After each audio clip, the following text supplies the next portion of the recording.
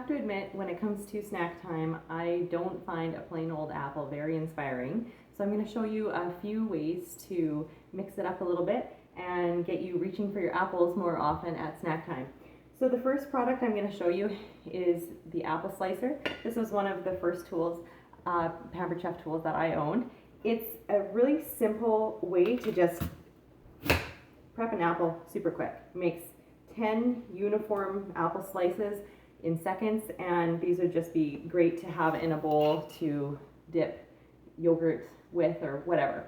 The next one that I want to show you is how to make apple chips. So I'm going to use my apple corer, and I'm just going to slide that down the center of the apple. And this is, of course, a really fun, and then I'm just going to release the core out of the apple corer. This is a really fun one for kids, of course, love apple chips. So I'm going to use my simple slicer. It's got an insert in here that's going to stab the apple. Get it nice and sturdy. I have this on setting 1, which is the thinnest slices it's going to make.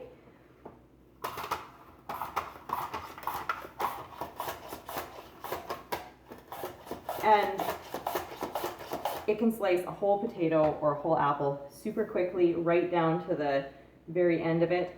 And then you just take the apple slices, you can see them there, super thin, and lay them out on the microwave chip maker. And then I just pop these in the microwave for 3 minutes.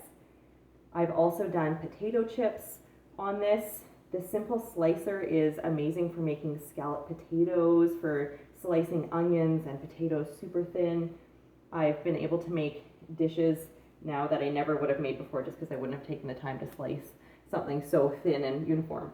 So that is the apple chip cooker that you use in the microwave. You can also make them in the oven as well, just using a cookie sheet.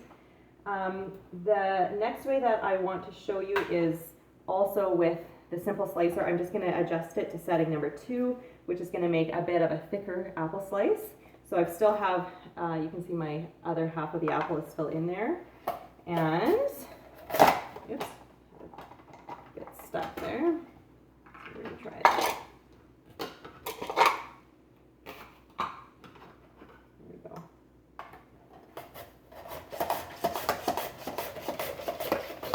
Okay. So, what I like to do with these on a little bit of a thicker setting is to make these adorable little peanut butter apple sandwiches. My daughter loves to eat these, and so do I. There's something about peanut butter and apples that goes so nicely together. So I just spread peanut butter on, and then I put another little slice over top, and these are just delicious. So I like to make up a plate of those at snack time, and 1 apple goes a long way. You can make a ton of little apple sandwiches with just 1 apple sliced. All right, so the last one that I'm going to show you is spiralizing an apple.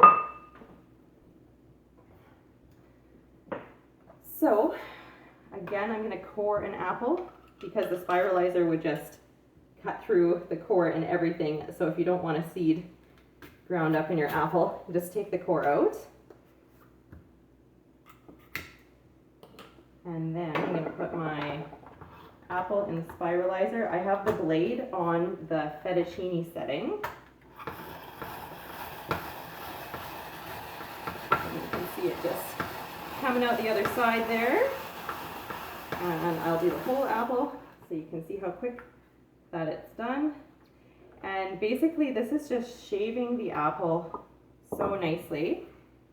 And I just throw that in a bowl. You could put some lemon juice on it if you're wanting to keep it from browning, but I like to just throw it in a bowl and sprinkle some cinnamon on top. You could put cinnamon and a bit of sugar if you wanted, but I think the cinnamon is nice. And it's just kind of a nice, exciting way to eat an apple, just with a fork, and my kids and I both love that. So there was 4 ways to make an apple way more exciting at snack time.